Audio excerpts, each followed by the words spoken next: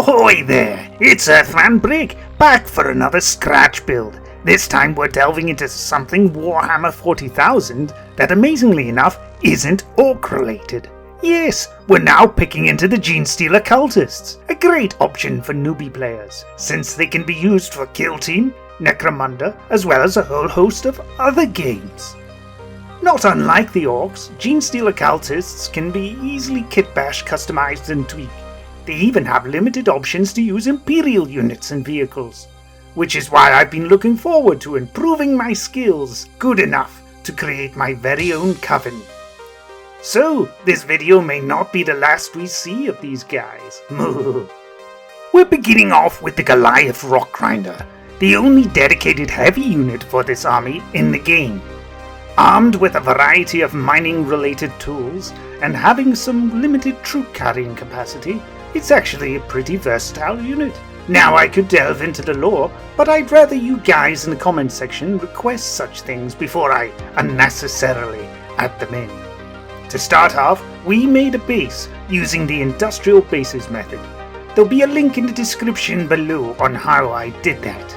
Next up, I added rock drills, something I may cover in a future video. Let me know if you'd like to see it. Then the tracks, which were carved, then laden with washer castings before finally linking in the individual tread segments, made enough for about 3, which would be positioned around the body of the vehicle. Speaking of the main body, the thing was way too front heavy because the drill bits were too massive. So for the body, I used an empty chewing gum tub, which was then filled with old nuts and bolts to act as a counterbalance to even things out.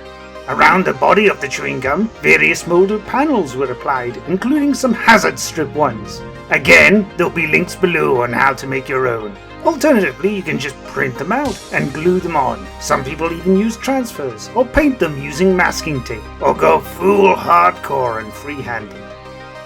Ring binder wire was then used to drill and pin the various parts all together.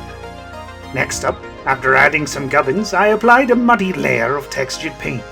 A homemade mix of cheap paint, PVA glue and sand, giving some much needed weathering. Not only that, but also hiding any obvious gaps and mistakes. Yeah.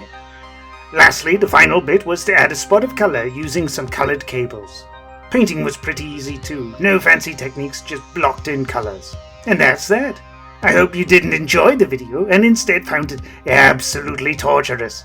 If you did find it cringe-inducingly painful, then I suggest you watch it again and again. Okay, that's me done. No idea what I'm doing for the next video yet, but I'm happy to take suggestions. So, good riddance for now. Bye!